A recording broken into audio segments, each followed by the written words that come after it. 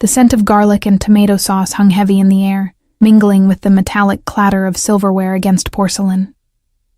My feet ached after 8 hours of gliding between tables, the thin soles of my black service shoes offering little protection against the hard tile floor of Bellini's. My uniform, a crisp white blouse and black skirt that had seen better days, clung to my skin with the sweat of honest work. "Table 7 needs their check, Emma," Diane called from behind the bar, not bothering to look up from the martini she was mixing. I nodded, tucking a strand of copper hair behind my ear. 8 months at Bellini's, and I still felt invisible most days. The restaurant sat on the edge of the city's financial district, catering to businessmen with expense accounts and tourists looking for authentic Italian cuisine. Tonight was unusually busy for a Thursday, and my section was filled with suits celebrating some corporate victory I'd never understand. The group at table 7 had been difficult from the moment they sat down. 4 men in tailored suits with watches that probably cost more than I made in 6 months. They'd sent back the wine twice, complained that the pasta was overcooked, and now they were laughing too loudly, their faces flushed with alcohol and privilege.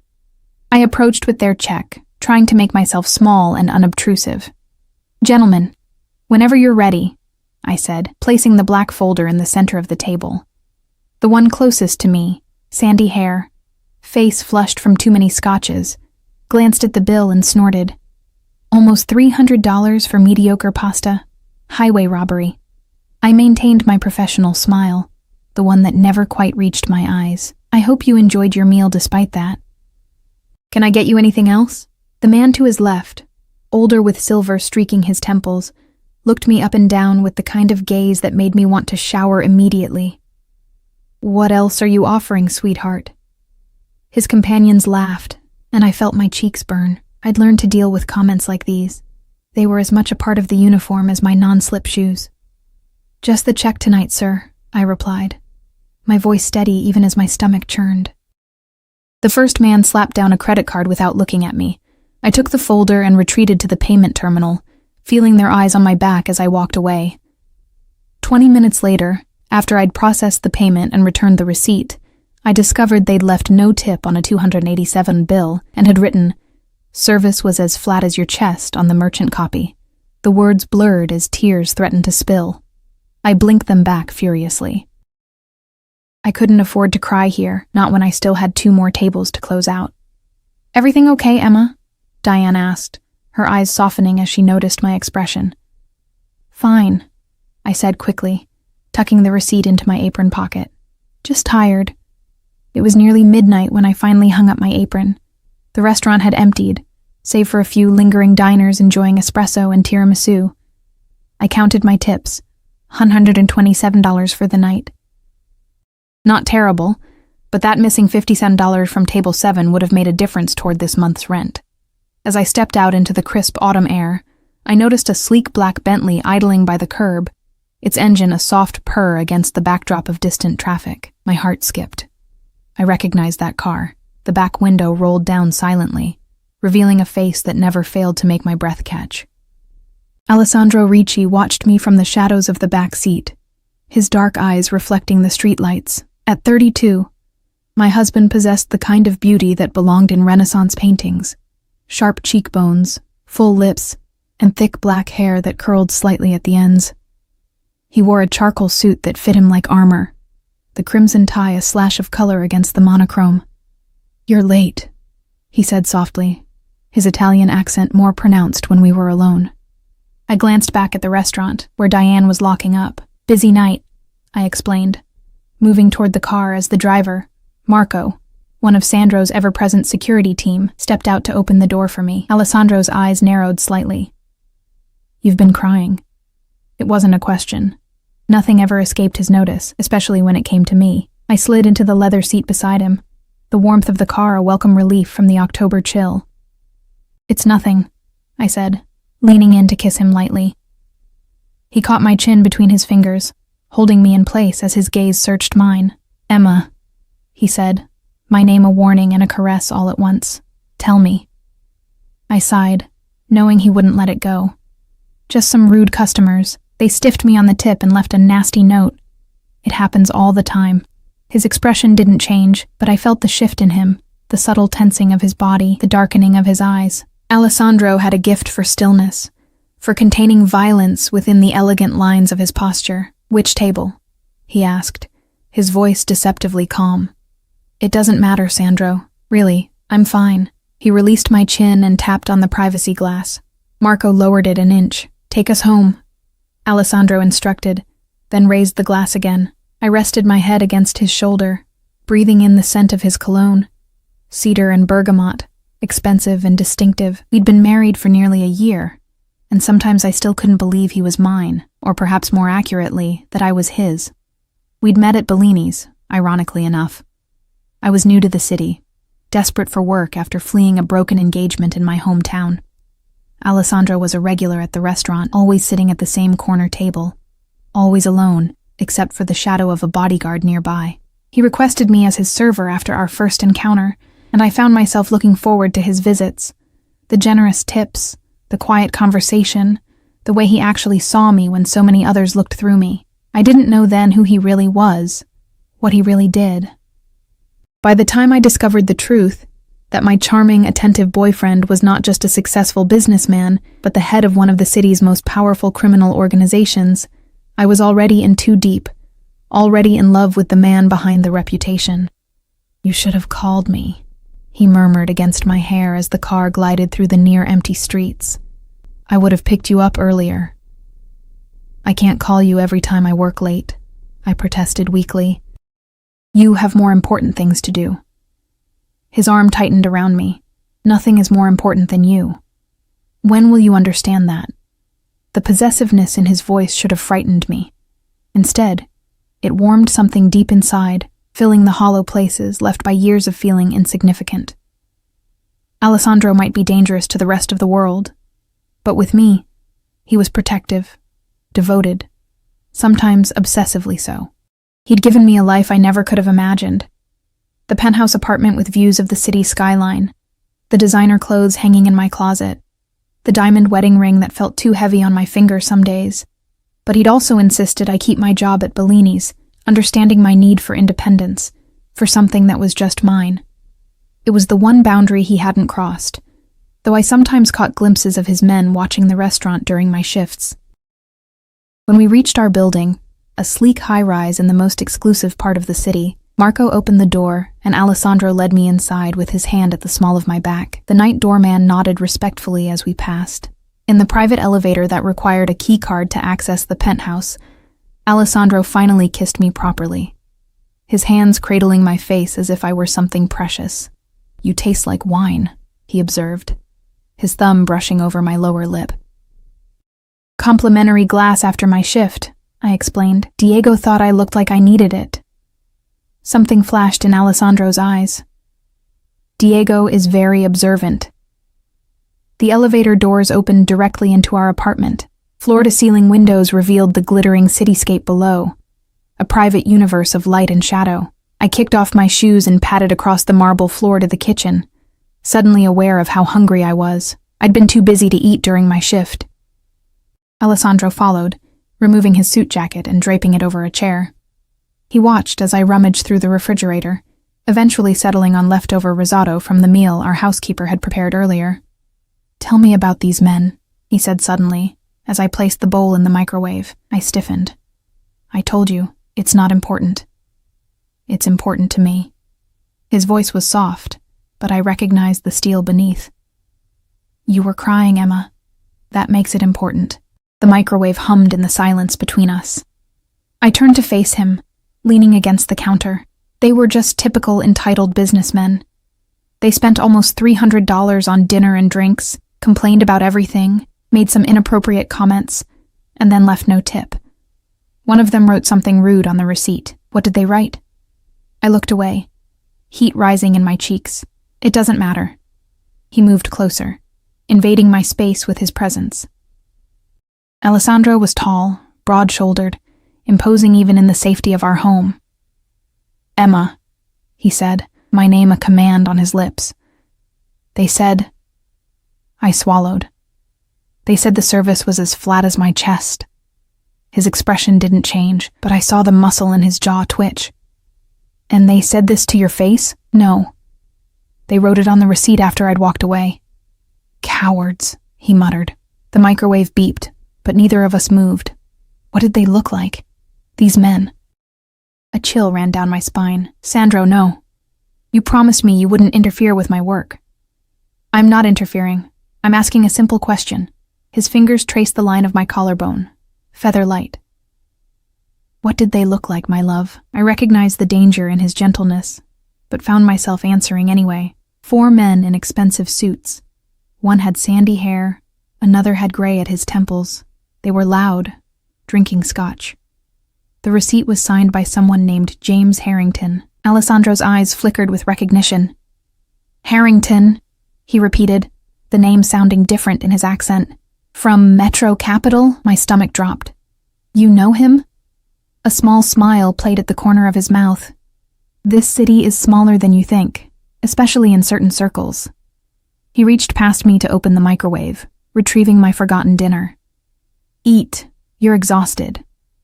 I took the bowl, watching him warily. Sandro, promise me you won't do anything. They're not worth it. He kissed my forehead.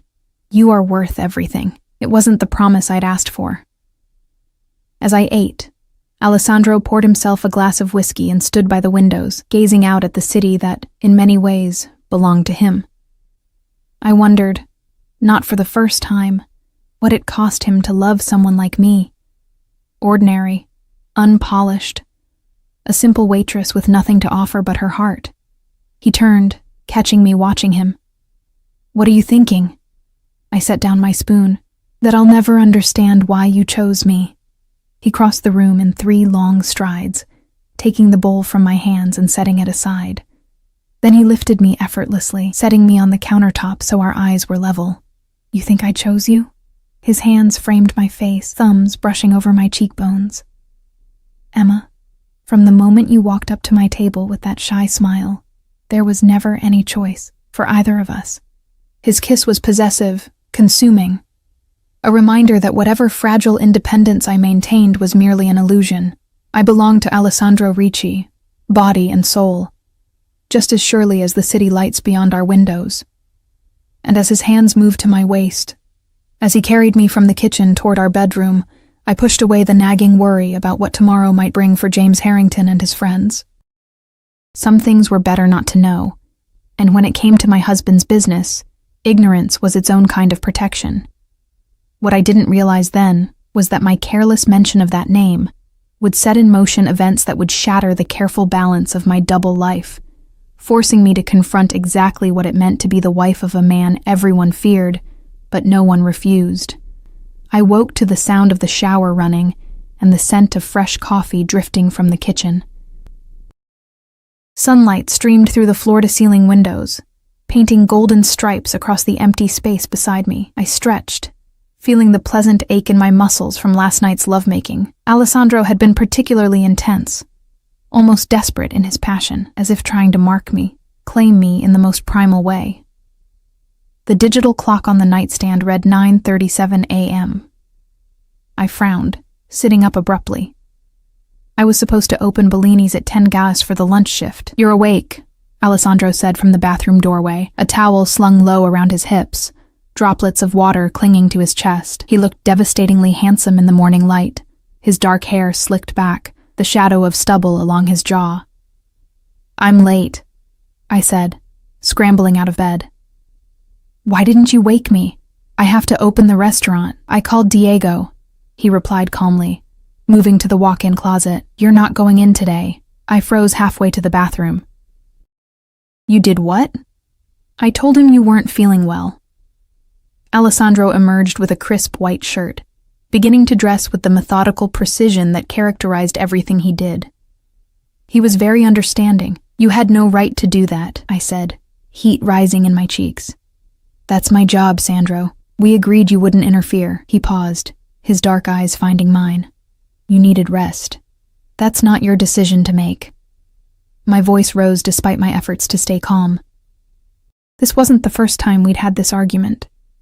Alessandro's need to control, to protect, often crossed the boundaries I tried to establish. He finished buttoning his shirt, his expression unreadable. I have meetings this morning. Wear something nice for dinner tonight. I'm taking you out. You can't just change the subject, I protested. We need to talk about this. We will, he promised, crossing the room to kiss me lightly. Tonight. I've arranged for Valentina to take you shopping this afternoon. Buy whatever you like. I don't need new clothes, I said, even as I leaned into his touch, my anger already fading beneath his attention. It was maddening how easily he could disarm me. Humor me, he murmured against my lips. I want to see you in something beautiful tonight. Before I could argue further, his phone vibrated. He checked it, his expression shifting subtly from lover to businessman in an instant. I have to go. Marco will be downstairs if you need anything. Marco? I echoed. I don't need a babysitter, Sandro. He tucked his phone into his pocket, already moving toward the door. It's not negotiable, Emma. Not today. There was something in his tone that stopped my protest. A tension I couldn't quite identify. Is everything okay? I asked, suddenly anxious. His smile didn't reach his eyes. Of course. I'll see you tonight at 7. After he left, I stood in the silence of our enormous apartment, feeling strangely unsettled. Alessandro was always protective, but this felt different. The timing, coming right after I'd mentioned those men from the restaurant, made me uneasy. I showered and dressed in jeans and a soft cashmere sweater, one of the many items Alessandro had bought me despite my insistence that I didn't need such expensive things. In the kitchen, I found a note beside the coffee machine in his elegant handwriting. Enjoy your day off. Ti amo sempre. Love. That was never our problem. It was everything that came with it. The secrets, the control, the knowing and not knowing. I sipped my coffee by the window, watching the city below. From this height, people looked like miniature figures in a diorama, their lives intersecting and diverging in patterns I couldn't discern. Somewhere down there, Alessandro was conducting his business, making decisions that affected those lives in ways I preferred not to contemplate. My phone buzzed with a text from Valentina, Alessandro's cousin. Car downstairs at noon. Ready to make my cousin bankrupt with shopping? I smiled despite myself. Valentina was one of the few people in Alessandro's circle who treated me normally, who saw me as Emma rather than just the boss's wife. She'd been the first to welcome me, to help me navigate the complexities of entering Alessandro's world. At 28, only a few years older than me, she had a lightness about her that seemed at odds with the family business. Looking forward to it, I texted back, though shopping was the last thing on my mind. I spent the morning catching up on laundry and reading, trying to ignore the awareness of Marco waiting downstairs, undoubtedly watching the building's entrance. At noon exactly, another text from Valentina announced her arrival. In the lobby, I found her chatting animatedly with Marco, who stood with the rigid posture of a soldier, despite the designer suit that made him look more like a model. He nodded respectfully as I approached. Mrs. Ricci, he said formally. Emma, I corrected for what felt like the 100th time. Just Emma is fine, Marco. Valentina linked her arm through mine, her perfume enveloping me in a cloud of jasmine. Don't bother, she said with a laugh. These guys are allergic to informality. Ready for some serious damage to Sandro's credit card? Unlike her cousin, Valentina was fair and blonde, her mother having been Swedish. She wore her hair in a sleek bob and dressed with an effortless elegance I could never quite manage to replicate. Marco followed us to the waiting car, another black Bentley, though not the one Alessandro typically used. As we slid into the back seat, I noticed a second vehicle idling nearby, containing 2 more men I recognized from Alessandro's security team. Is all this really necessary? I asked quietly as we pulled away from the curb. 2 cars for a shopping trip? Valentina's smile faltered slightly. Sandro's just being cautious. There's been some business tension lately. My stomach tightened. What kind of tension? She waved a hand dismissively. Nothing for you to worry about. Just boring family business stuff. Now tell me what happened at the restaurant last night. Sandro was in quite a mood when he called this morning. I stared at her. He told you about that? Not details. Just that some idiots were rude to you. She leaned closer, her voice dropping conspiratorially. Between us, I haven't seen him this angry in a long time. It was nothing, I insisted. Just some jerks who didn't leave a tip. Must have been more than that. she mused. Sandro doesn't get worked up over nothing. I looked out the window at the passing city, uncomfortable with the direction of the conversation. I don't want to talk about it. Where are we shopping? Valentina allowed the subject change, launching into a detailed itinerary of boutiques she'd selected. But her earlier comment lingered in my mind. I haven't seen him this angry in a long time.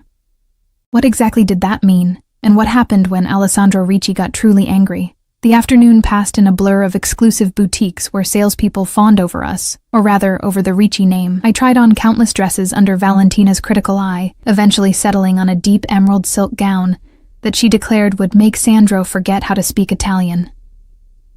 Perfect for Cavalli's tomorrow night, she said, as the salesperson wrapped the dress in tissue paper. I froze in the act of returning my jeans to the dressing room. Cavalli's? What's happening at Cavalli's? Valentina's eyes widened. Oh, shit.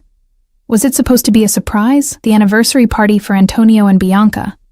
Alessandro didn't mention anything about a party, I said slowly. Antonio Cavalli was one of Alessandro's business partners, an older man who treated my husband with a fatherly affection that seemed at odds with their criminal connections. Well, now you have the perfect dress for it, Valentina said brightly, clearly trying to cover her slip. And Sandro probably just forgot to tell you. Men, right? But Alessandro never forgot details, especially not social obligations that involved his inner circle. The fact that he hadn't mentioned this party, scheduled for the very next day, felt deliberate. By the time we finished shopping, with significantly more bags than I'd intended, it was nearly 6. Valentina kissed my cheeks before departing in her own car, leaving me with Marco for the ride home. In the elevator to the penthouse, my arms laden with shopping bags, I found myself studying Marco's impassive face. Marco, I said impulsively, is something happening that I should know about? His expression didn't change, but he shifted slightly, his discomfort evident. It's not my place to say, Mrs. Ricci. Please, I pressed. If there's something going on with Alessandro, I need to know. He hesitated, then said carefully, the boss handles his business. Best for everyone if it stays that way. The elevator doors opened to our apartment, ending the conversation. I stepped out, frustration churning inside me. Always these walls of silence, these careful deflections. Sometimes I felt like I was living in a beautiful cage, protected but isolated. I had barely enough time to shower and prepare for dinner.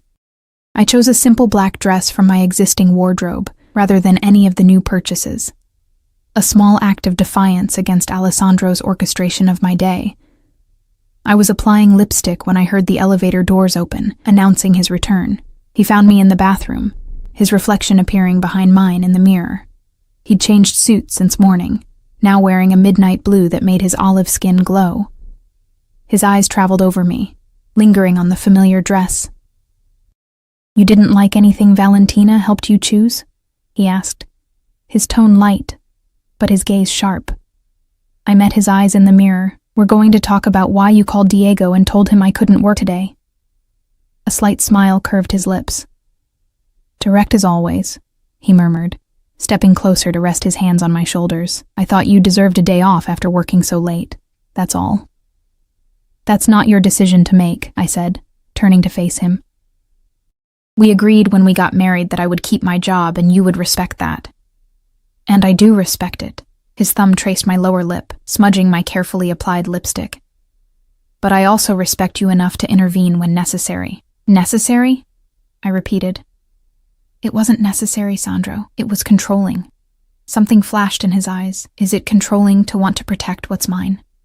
I'm not a possession, I said, though my heartbeat quickened at the intensity of his gaze. Aren't you? His hand slid to my throat, resting there lightly, a reminder of his strength held carefully in check. You became mine the moment you said yes, Emma. Just as I became yours. I swallowed, feeling the gentle pressure of his fingers against my pulse. That's not how marriage works. It's how our marriage works, he corrected softly. I protect what's mine, always. Before I could respond, he kissed me, erasing my arguments with the skill he'd always possessed. When he finally pulled away, I was breathless, my lipstick completely ruined. We should go, I managed, trying to reclaim my composure. "We have reservations." His smile told me he knew exactly what effect he had on me. "Reapply your lipstick, Kara. We have time." Dinner was at Louis', an exclusive steakhouse where Alessandro had a standing private room reservation. As we were led through the main dining area, I couldn't help but notice the ripple of awareness that followed us, the quick glances, the subtle nods of acknowledgement directed at my husband. Alessandro moved through the world as if he owned it, and in many ways, he did. The private dining room was intimate, with dim lighting and a table set for two beside a window overlooking the river. A bottle of champagne already chilled in an ice bucket. "What are we celebrating?" I asked as the maitre d' pulled out my chair. Alessandro waited until we were alone before answering. "Do I need a special occasion to spoil my wife?" I studied him across the table, the candlelight casting shadows across his handsome face. "Valentina mentioned a party tomorrow night at Cavalli's for Antonio and Bianca's anniversary." If he was surprised by my knowledge, he didn't show it. "Yes. I meant to tell you this morning, but I was distracted." His lips curved in a suggestive smile. "You're quite distracting when you're sleeping naked in our bed. Is that why you bought me a new dress today? For the party?" He sipped his champagne. "Partly. You'll need to look exceptional tomorrow night. Antonio specifically asked if you would be attending." I frowned slightly. Why would Antonio ask about me? Alessandro's expression gave nothing away. "Because you charmed him at our wedding, and he's been half in love with you ever since." There was more to it than that, I was certain. But before I could press further, our server arrived with the first course. Oysters on ice, Alessandro's favorite. We ate in relative silence, the tension from earlier softening under the influence of excellent food and champagne. By the time dessert arrived, a dark chocolate soufflé we shared between us, I'd almost forgotten my suspicions, lulled by the intimacy of the moment, almost. "Sandro," I said, setting down my spoon. "I need you to be honest with me about something." His expression became guarded. "I'm always honest with you, Emma. Did you do something about those men from the restaurant? James Harrington and his friends?" For a long moment, he said nothing, simply watching me with those dark, unreadable eyes. Then he reached across the table to take my hand, his thumb caressing my wedding ring. "Would it upset you if I had?" he asked finally. My stomach dropped. "What did you do?" "Nothing they didn't deserve," he said softly. "Nothing that can be traced back to you or me." I pulled my hand away, suddenly cold despite the warmth of the restaurant. "I asked you not to get involved. I told you they weren't worth it, and I told you that you are worth everything." His voice remained calm, but I could see the steel beneath. "No one disrespects my wife." "No one. What exactly did you do, Alessandro?" I asked, my voice barely above a whisper. He signaled for the check, effectively ending the conversation. "It's handled, Emma. They won't bother you or any other waitress again. That's all you need to know." In the car on the way home, I stared out the window, trying to process what he'd implied. Had he hurt those men? Threatened them? Worse? And all because of a crude comment and a missing tip. Alessandro placed his hand on my knee, his touch proprietary. "You're overthinking this. How can I not?" I turned to face him. "You did something to those men, something I specifically asked you not to do. And now you won't even tell me what it was." "I'm protecting you," he said simply. "Sometimes that means keeping certain details to myself. I'm not some delicate flower that needs to be shielded from reality, Sandro. I know who you are, what you do." His expression softened. "Do you? Really?" He moved closer, his arm sliding around me. "You know parts of me, Emma, the parts I choose to show you. The rest would only hurt you." I rested my head against his shoulder, exhaustion suddenly overwhelming me. "I just don't want anyone hurt because of me." His lips brushed my hair. Some people deserve to hurt. When we returned home, Alessandro disappeared into his study to make some calls, leaving me alone with my thoughts. I changed into a nightgown and stood by the bedroom window, watching the distant pinpricks of light on the river. Boats moving through the darkness, each carrying its own stories, its own secrets. I thought about James Harrington and what might have happened to him today. I thought about the party tomorrow night at Cavalli's, and why Alessandro had kept it from me until Valentina let it slip. I thought about the extra security, the business tension Valentina had mentioned. All threads in a tapestry I could only see fragments of, a design deliberately kept from my view. The bedroom door opened, and Alessandro appeared, his tie loosened, his expression weary but satisfied, the look of a man who had accomplished what he set out to do. "Come to bed," he said, and it wasn't a request. As I moved toward him, drawn as always by the gravitational pull he exerted on me, I wondered if there would ever come a time when I would know all of him, every shadow, every secret. Or if this partial knowing was the price of loving a man like Alessandro Ricci. What I didn't yet understand was that the events already set in motion would soon force me to confront exactly how much of his world I could bear to see. The morning of Antonio Cavalli's anniversary party dawned bright and clear, sunlight streaming through our bedroom windows to find Alessandro already awake and on the phone, speaking rapid Italian in the low, controlled voice he reserved for business matters. He paced by the windows, his bare torso golden in the morning light, one hand gesturing occasionally to emphasize whatever point he was making. I watched him from the bed, trying to decipher words here and there with my limited Italian. After a year of marriage, I'd picked up enough to follow basic conversations. But when Alessandro switched to the dialect of his childhood, as he did now, I was lost completely. He ended the call when he noticed I was awake, his serious expression melting into a smile that still made my heart skip. "Buongiorno, Bella," he said, coming to sit on the edge of the bed. "Did I wake you?" "No," I lied, reaching up to trace the line of his jaw. "Everything okay?" His fingers captured mine, bringing them to his lips. "Just business. Nothing for you to worry about. You always say that," I murmured. "Because it's always true." He leaned down to kiss me properly, his hand sliding beneath the sheets to caress my bare hip. "I have a gift for you." "Another one?" I asked, thinking of the emerald dress hanging in the closet. "Sandro, you don't need to keep buying me things." He ignored my protest, moving to retrieve something from the drawer of his nightstand. When he returned, he held a rectangular velvet box. "For tonight," he said, placing it in my hands. I opened it to find a necklace that took my breath away. Emeralds set in platinum, the stones catching the light with an inner fire that seemed almost alive. It was exquisite and unmistakably expensive. "This is too much," I said, running my finger over the largest stone. "I can't accept this." Alessandro's expression hardened slightly. "You're my wife.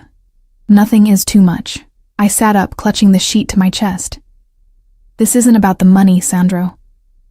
It's about—" I trailed off, unsure how to explain the discomfort I felt each time he lavished me with gifts I'd never asked for. "It's about what?" he prompted, his voice deceptively soft. "It makes me feel like you're buying me," I admitted finally. "Like I'm just another acquisition."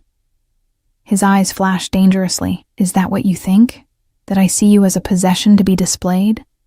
"Sometimes," I whispered. Yes, for a moment he was utterly still, and I regretted my honesty. Then he took the necklace from the box and moved behind me, his fingers cool against my skin as he fastened it around my neck. Its weight settled against my collarbone, unfamiliar and somehow binding. "You are the only thing in this world that I truly possess," he said, his lips against my ear, "because you gave yourself to me willingly. Everything else, the money, the power, the fear, I had to take." A shiver ran down my spine, though whether from desire or fear, I couldn't say. Alessandro's hands moved to my shoulders, turning me to face the mirror across the room. The emeralds gleamed against my pale skin, marking me as unmistakably his. "Tonight," he continued, "you will wear this necklace and that green dress, and everyone will see exactly what you are to me. Not a possession, Emma. My heart, walking outside my body." His words melted my resistance as they always did, transforming my unease into a complicated warmth. I leaned back against him, our reflections merging in the mirror, his darkness complementing my light. "I have meetings until this afternoon," he said, pressing a kiss to my temple. "Marco will take you wherever you need to go today." I nodded, not bothering to argue about the security anymore. Something in Alessandro's demeanor told me today wasn't the day to push that particular boundary. After he left, I spent the morning in a state of restless anticipation. I called Diane at Bellini's to apologize for my absence and assure her I'd be in for my shift tomorrow. She sounded distracted, almost nervous, rushing off the phone after telling me not to worry about it. Around noon, unable to stand the confines of the penthouse any longer, I texted Marco that I wanted to go out for lunch.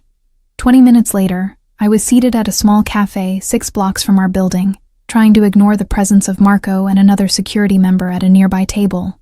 I was halfway through my salad when my phone buzzed with a text from an unknown number. "Is he keeping you prisoner in a golden cage, little bird?" I stared at the screen, my appetite vanishing. Who would send such a message, and how did they have my private number? Before I could decide how to respond, a second text appeared. "The Harrington family sends their regards." My blood ran cold. James Harrington, the man from the restaurant. Somehow he'd gotten my number, was contacting me directly. What had Alessandro done to provoke this? A third message appeared. "Ask your husband what happened to James. Ask him what he's willing to sacrifice to protect his pretty little waitress wife." My hands shook as I set down the phone. I looked around the cafe, suddenly paranoid that Harrington or his associates might be watching me. The only people paying any attention to me were Marco and his colleague, their expressions changing as they noted my distress. Marco was at my side instantly. "Mrs. Ricci? What's wrong?" I couldn't tell him about the texts. Something told me that would only escalate the situation, whatever it was. "Nothing," I said, forcing a smile. "Just feeling a little unwell suddenly. I'd like to go home." Within minutes, I was back in the Bentley, Marco making a call in rapid Italian from the front seat. I heard Alessandro's name and knew he was reporting my sudden departure. Sure enough, by the time I reached the penthouse, Alessandro was calling. "What happened?" he demanded without preamble. I hesitated, torn between truth and self-preservation. "I felt dizzy," I said finally. "Probably just tired from yesterday." There was a pause, and I could almost feel him weighing my words, searching for the lie. "I'll be home early," he said eventually. "Rest until then." But rest was impossible. I paced our apartment, checking my phone compulsively for more messages, my mind racing with questions. What had Alessandro done to James Harrington? How had Harrington gotten my personal number? And most importantly, what did he mean by what he's willing to sacrifice? By the time Alessandro arrived home, I'd worked myself into such a state of anxiety that I blurted out the truth as soon as he walked through the door. "Someone texted me today," I said, holding out my phone with the messages displayed. Someone connected to James Harrington. Alessandro's expression didn't change as he read the texts, but the temperature in the room seemed to drop several degrees. He handed the phone back to me, his movements controlled, deliberate. "Give me a moment," he said quietly, disappearing into his study. I heard him on the phone, his voice too low to make out the words. When he emerged 10 minutes later, he'd removed his suit jacket and loosened his tie, but his face remained an unreadable mask. "You should have told me immediately," he said, pouring himself a whiskey from the bar cart in the corner. "I'm telling you now," I countered. "What did you do to James Harrington, Sandro?" He took a long drink before answering. I reminded him of the importance of respect and generosity, particularly toward those in service positions. "And how exactly did you remind him?" I pressed. Alessandro's dark eyes met mine. "He left the city for a while to reconsider his behavior. Left willingly? Let's say he was strongly encouraged." His tone made it clear this line of questioning was unwelcome. I wrapped my arms around myself, suddenly cold despite the apartment's perfect temperature. "And now his family is threatening me? Threatening us?" "No one is threatening you," Alessandro said firmly. "This," he gestured to my phone, "is a pathetic attempt at intimidation. From a family that has clearly failed to understand who they're dealing with." "What does that mean? What are you going to do?" He set down his glass and crossed the room to me, his hands cupping my face with surprising gentleness. It means you don't need to worry. I'm handling it. That's what scares me, I whispered. Your way of handling things. Pain flashed briefly in his eyes. You knew who I was when you married me, Emma. I knew I loved you, I corrected. I still don't know everything that entails. His thumbs stroked my cheekbones. And you never will. Not everything. That's the only way I can keep you safe. Safe from what? From whom? I asked, frustration bubbling up. From the Harringtons? From your enemies? Or from the truth about what you really do? Alessandro's jaw tightened. All of it, he said after a moment. I would burn this city to the ground before I let anyone hurt you, Emma, including me.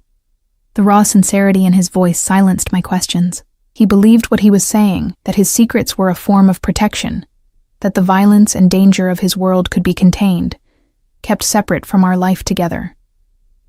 But those texts proved otherwise. The boundaries were blurring, and I was being drawn inexorably into the darker aspects of Alessandro's existence. We should get ready for the party, he said, releasing me. Antonio doesn't tolerate lateness, even from me.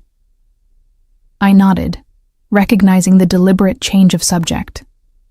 Will the Harringtons be there tonight? No, he said firmly, they won't. The implication hung between us. They wouldn't dare show their faces anywhere near Alessandro Ricci or his wife, not after whatever had happened with James. As I dressed for the party, I couldn't shake the sense of foreboding that had settled over me. The emerald dress fit perfectly, the silk cool against my skin. When I fastened the necklace Alessandro had given me, its weight felt even heavier than it had that morning, like a beautiful collar, marking me as protected and possessed. Alessandro watched me from the doorway of our closet, his expression softening as I turned to face him. He looked magnificent in his tuxedo. Every inch the powerful man everyone feared and respected. You take my breath away, he said softly.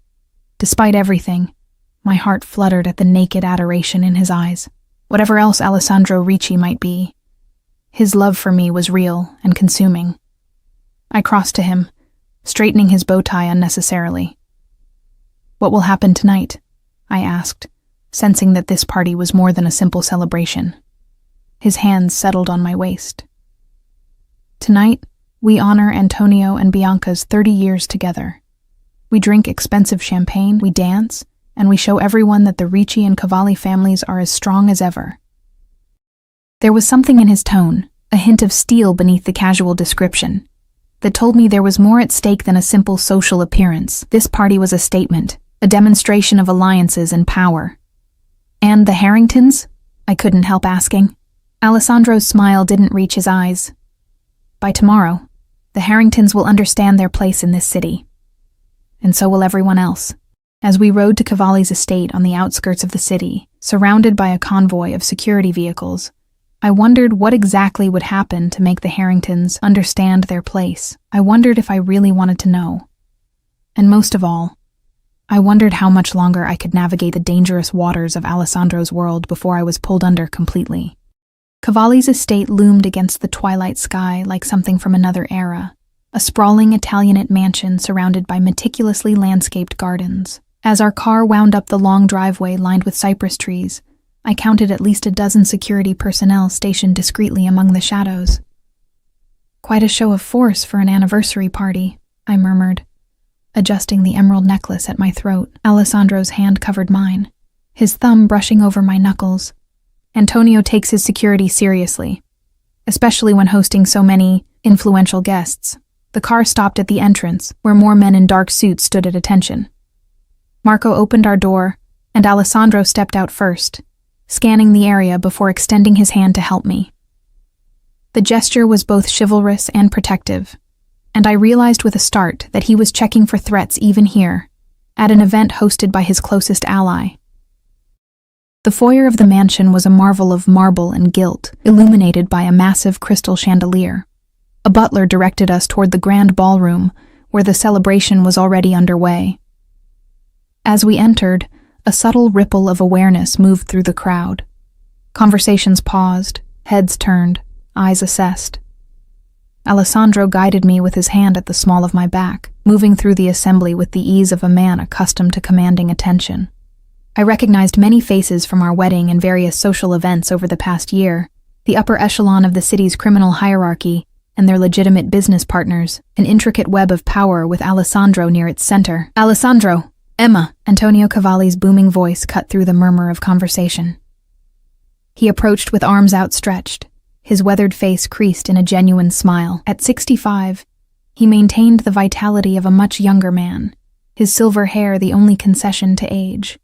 Beside him, his wife Bianca walked with the quiet dignity of a woman who had spent decades as the partner of a powerful man. Alessandro embraced Antonio warmly, kissing him on both cheeks in the Italian manner. "Antonio, you've outdone yourself. The place looks magnificent. For my Bianca, nothing but the best," Antonio replied, turning to embrace me as well. "And Emma, beautiful as always. The dress is perfect." I smiled, accepting the compliment with practiced ease. "Thank you for inviting us. Happy anniversary to both of you."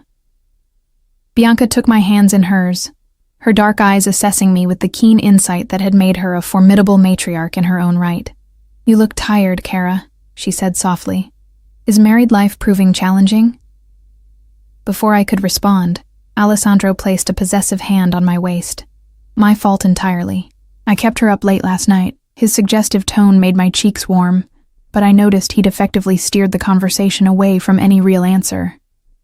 Bianca's knowing smile told me she hadn't missed this deflection. "Well, perhaps you can spare her for a few minutes. I'd like to show Emma the new paintings in the East Gallery."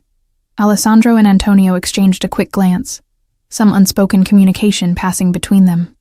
"Of course," Alessandro said smoothly. "I need to discuss some business with Antonio anyway." "Business at a party?" Bianca clicked her tongue disapprovingly. "Men. Always working." She linked her arm through mine. "Come, Emma. Let the men talk their boring talk. I have Monets you haven't seen yet." As she led me away, I glanced back to see Alessandro and Antonio already deep in conversation, their expressions serious. Several other men I recognized from Alessandro's inner circle were gravitating toward them, creating what appeared to be an impromptu meeting within the celebration. "They can't help themselves," Bianca remarked, following my gaze. "Even at our anniversary, the business comes first." The East Gallery was a long room lined with museum-quality artwork, currently empty of other guests. Bianca guided me toward a pair of Monet landscapes, but I sensed the paintings weren't her real reason for separating me from Alessandro. "You've been married to my godson for almost a year now," she said, her accent thicker when we were alone. "How are you finding it?" I considered my words carefully. Bianca Cavalli was not just Antonio's wife. She was a power in her own right, respected and sometimes feared. "It's intense," I admitted finally. "Alessandro is not an easy man to know completely," she laughed, the sound rich and knowing. "No Ricci man ever is. My Antonio still surprises me after 30 years. She touched the emerald necklace at my throat. Expensive gifts, passionate declarations, fierce protection. But the secrets, those never stop. I swallowed hard, struck by how accurately she'd summarized my marriage. "How do you bear it? The not knowing?" Bianca's dark eyes held mine. "Who says I don't know? There's a difference, Emma, between being kept in the dark and choosing not to look too closely at the light." A shiver ran through me at her words. "I'm starting to wonder if I can maintain that distinction because of the Harrington situation?" she asked casually. I stared at her, stunned that she would mention it so directly. "You know about that?" "Of course." She moved to a small settee, positioned to view the artwork, gesturing for me to join her. "When James Harrington disappeared after insulting Alessandro Ricci's wife, everyone in our circle knew. It was precisely the message Alessandro intended to send." "Disappeared?" I echoed, my mouth suddenly dry. "What do you mean, disappeared?" Bianca studied me for a moment, her expression softening. "You truly don't know, do you? What your husband did?" I shook my head, unable to form words around the knot of dread in my throat. She sighed, patting my hand. "Perhaps but understand this, Emma. The text messages today were a desperate move from a desperate family. The Harringtons have influence in banking circles, but they're nothing compared to what your husband commands. She leaned closer, her voice dropping. Whatever Alessandro tells you tonight, whatever he asks of you, remember that everything he does is to protect what's his. And you, my dear, are the most precious thing he possesses. Before I could press for more details, the door to the gallery opened, and Valentina appeared, stunning in a crimson gown that set off her fair coloring. "There you are," she exclaimed. "Sandro sent me to find you. The dinner is about to start." Bianca rose gracefully, the moment of candor vanishing behind her social smile. "We were just admiring the new additions to Antonio's collection. Shall we?" As we rejoined the party, I scanned the ballroom for Alessandro, finding him deep in conversation with Marco near one of the tall windows. His expression was controlled, but I recognized the tension in his jaw, the slight narrowing of his eyes that signaled anger or concern. When he saw me approaching, his features relaxed into a smile that didn't quite reach his eyes. "Everything all right?" he asked, his hand automatically finding mine. "Just admiring Bianca's Monets," I replied, studying his face. "Is everything all right with you?" "Of course." He glanced at his watch.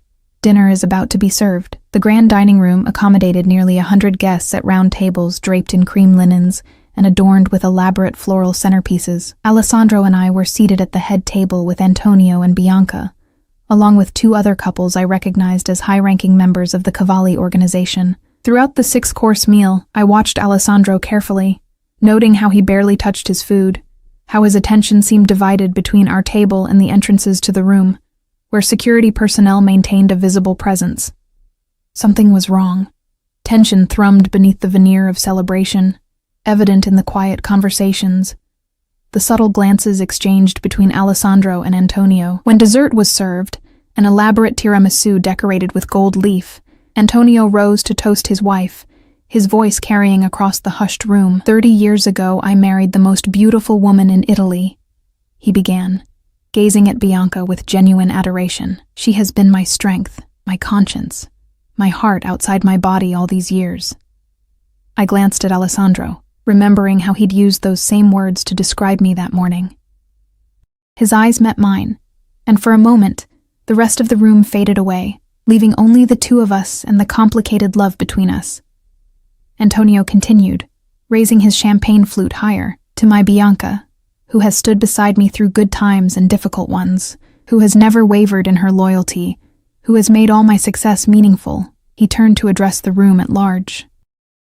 "And to all of you who have shared our journey, who have maintained your loyalty through challenges, who understand that family, both blood and chosen, is everything." There was a weight to his words that suggested he was speaking of more than just his marriage. As glasses clinked and applause filled the room, I caught Bianca watching me with sympathy in her dark eyes. After dinner, the celebration moved back to the ballroom where an orchestra had set up for dancing. Alessandro led me onto the floor for the first waltz, his hand firm at my waist, guiding me with the natural grace he brought to everything. "You've been quiet," he observed, drawing me closer than the dance strictly required. "I've been watching you," I countered. "Something's happening tonight, isn't it? Something more than an anniversary celebration." His steps never faltered, but I felt him tense. "You're too perceptive for your own good, Emma." "Tell me," I insisted softly. "What did you do to James Harrington? And why is everyone here acting like we're at a war council instead of a party?" Alessandro's eyes scanned the room over my shoulder, taking in the security positioned at every exit. The clusters of men engaged in quiet conversation at the edges of the dance floor. "Not here," he murmured. "Later." "No." I stopped dancing, forcing him to pause as well.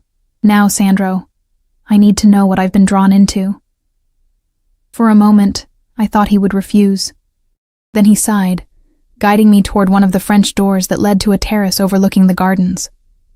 2 security men followed discreetly, maintaining enough distance for privacy while still keeping watch. The night air was cool against my bare shoulders. Alessandro removed his jacket and draped it around me, the gesture achingly tender despite the tension between us. "James Harrington is alive," he said without preamble. "Contrary to what you might be thinking, I didn't kill him." Relief flooded through me, even as I registered the qualification in his statement. But he made a grave error in judgment, both in how he treated you and in how he responded to my correction of his behavior. Alessandro leaned against the stone balustrade, his profile sharp against the night sky. "The Harringtons are bankers, old money with connections to less reputable financial circles.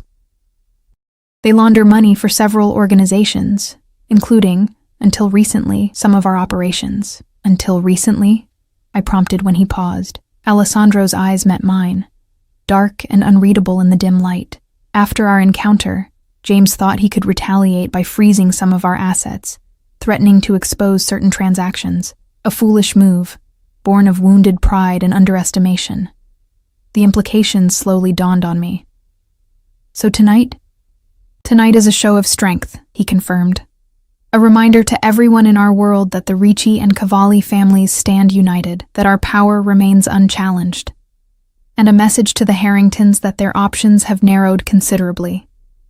"Those texts," I said, remembering the ominous messages on my phone. "Were they a last attempt to find leverage against you?" His jaw tightened. "They thought they could frighten you, use you as a pressure point, another miscalculation." "What happens now?" I asked, my voice barely audible over the distant music from the ballroom. Alessandro's expression softened as he reached out to trace the line of the emerald necklace against my skin. "Now, you understand why I've kept certain aspects of my life separate from ours, why there are things I don't share with you." "To protect me," I murmured, echoing Bianca's words. "Always," he confirmed. "But tonight, I need you to trust me completely. Whatever happens in the next few hours, whatever you see or hear, remember that everything I do is for us, for our future, for our safety." A chill that had nothing to do with the night air ran through me. "You're scaring me, Sandro."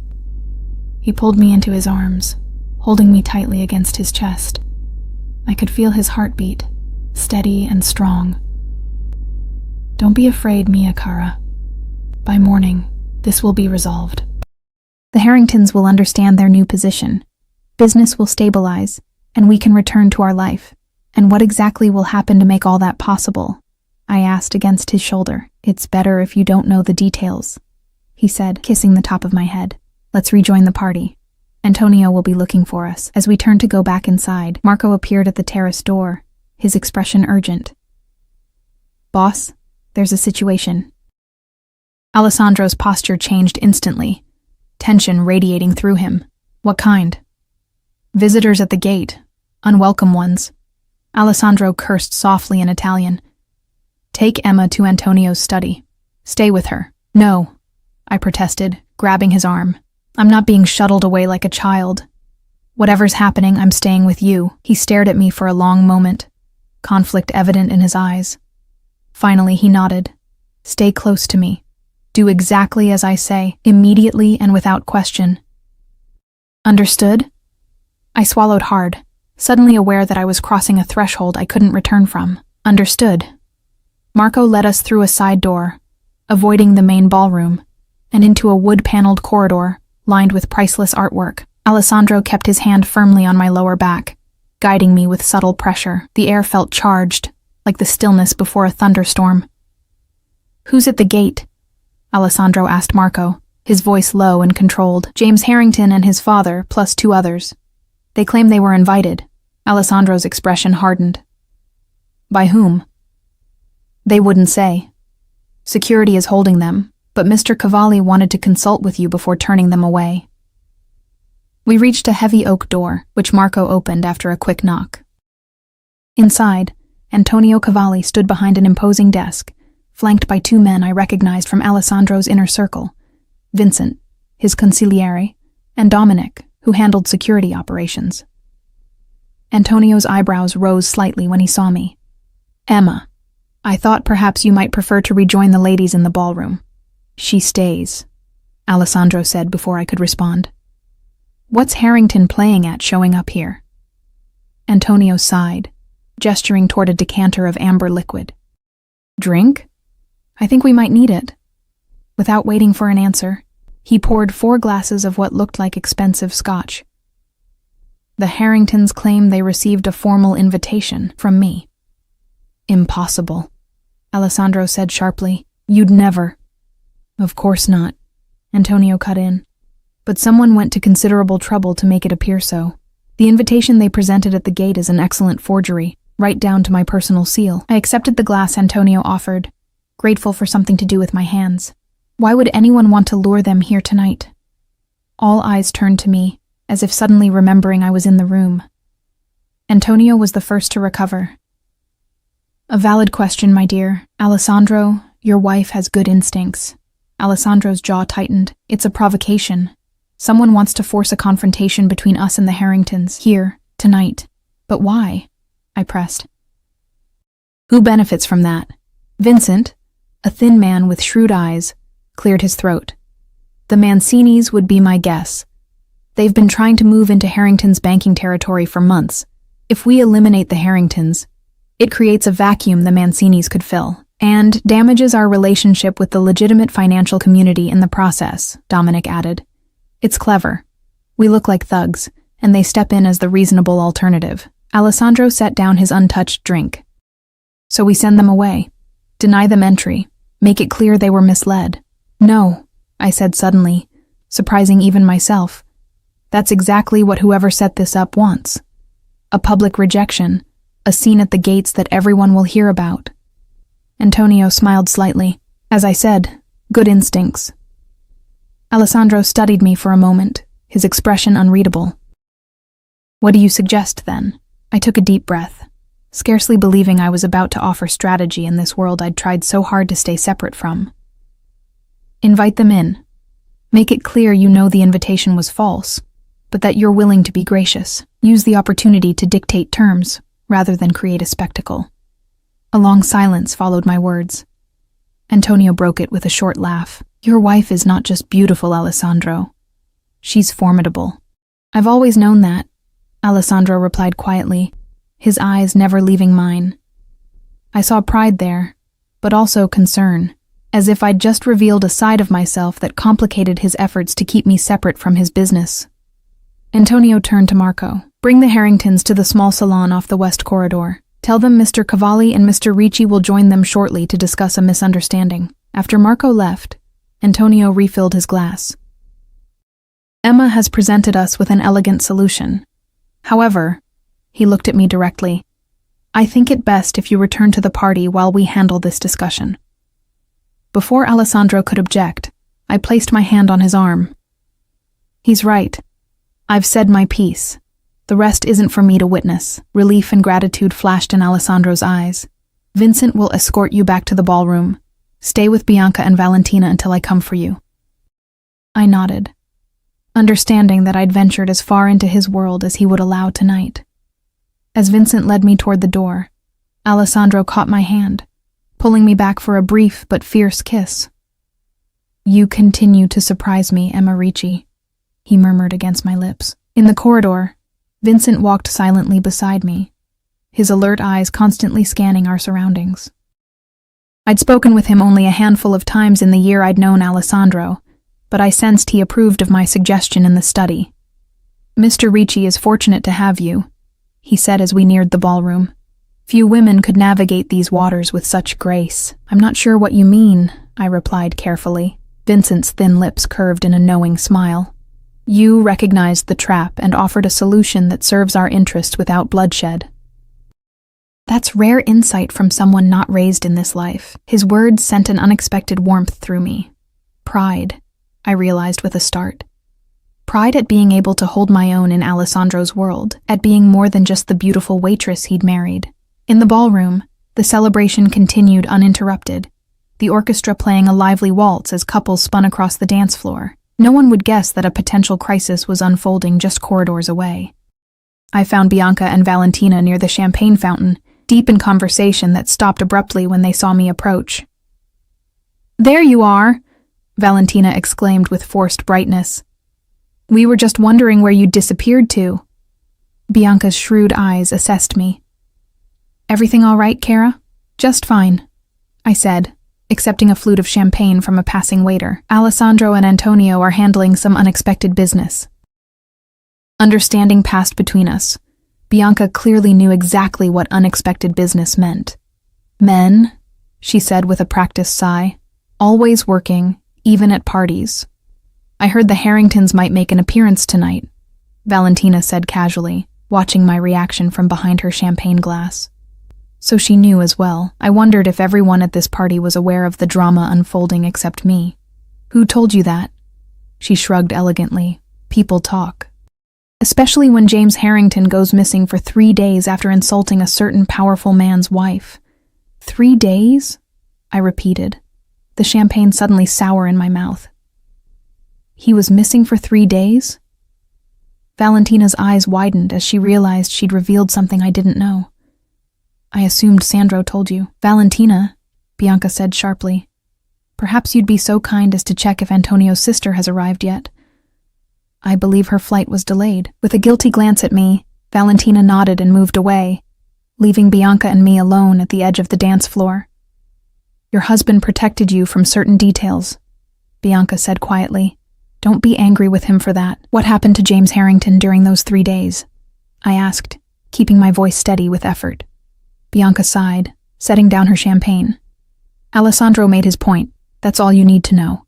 That's not enough anymore, I said, surprising myself with my firmness. I just advised Antonio and Alessandro on how to handle a potential trap set by their enemies. I'm already involved, whether Alessandro wants to admit it or not. Bianca studied me for a long moment, then nodded slightly. Walk with me. She led me through French doors onto a different terrace than the one Alessandro and I had used earlier. This one overlooked a formal rose garden, moonlight silvering the perfectly trimmed hedges. When Antonio and I married, she began, her accented voice soft in the night air. I was younger than you are now. I knew he was connected, involved in things not entirely legitimate. But I didn't understand what that really meant until the first time someone threatened him, threatened us. She paused, gazing out at the darkened gardens. One night, Antonio came home with blood on his shirt. Not his blood. He wouldn't tell me whose it was or what had happened. We fought, our first serious fight. I told him I couldn't live with secrets, with not knowing. What did he say? I asked, drawn into her story despite myself. He said knowledge was a burden, and he loved me too much to make me carry it. Bianca's lips curved in a sad smile.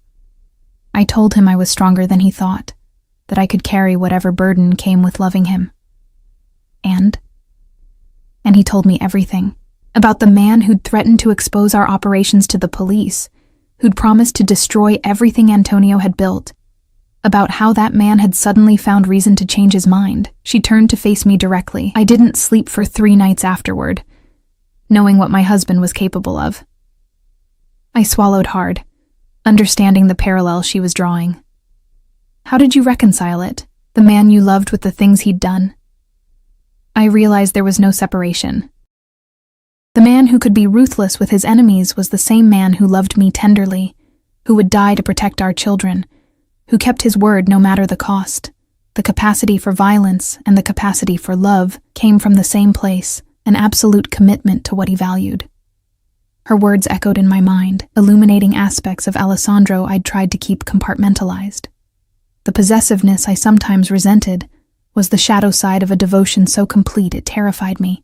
James Harrington insulted you, disrespected you publicly, Bianca continued.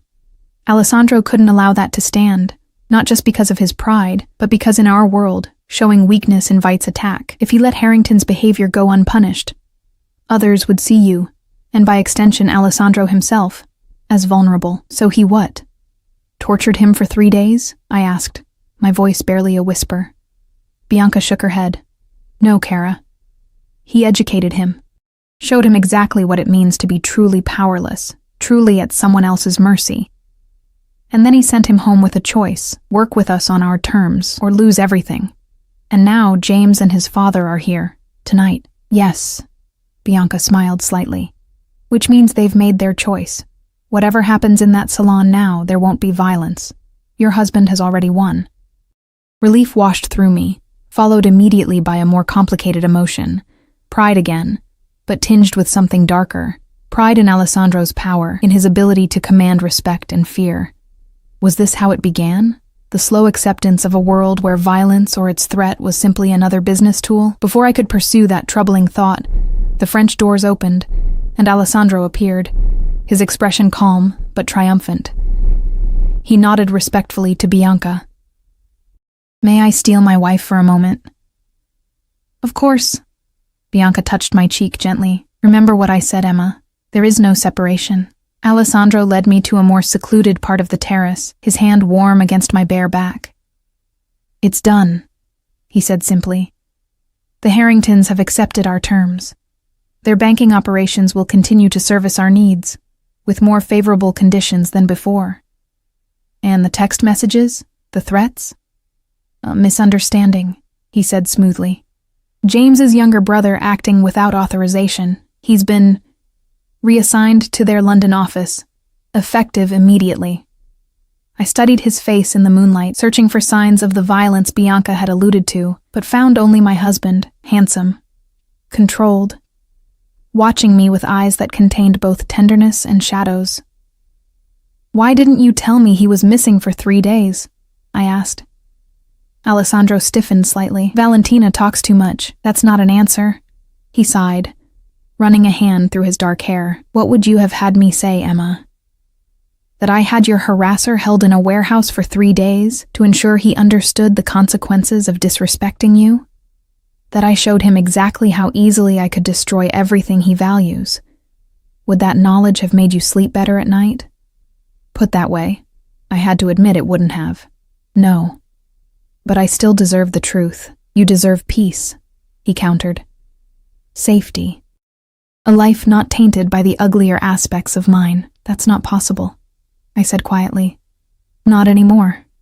Maybe it never was." He took my face in his hands, his expression suddenly vulnerable in a way I rarely saw. "What are you saying?" "I'm saying there is no separation," I echoed Bianca's words. "The man who would hurt James Harrington for insulting me is the same man who holds me like I'm made of glass. The man who commands fear in this city is the same one who notices when I've been crying from across a room." Alessandro's eyes darkened. "And can you accept that? All of it?" I considered the question carefully, feeling the weight of the emerald necklace against my throat, the warmth of his hands on my face.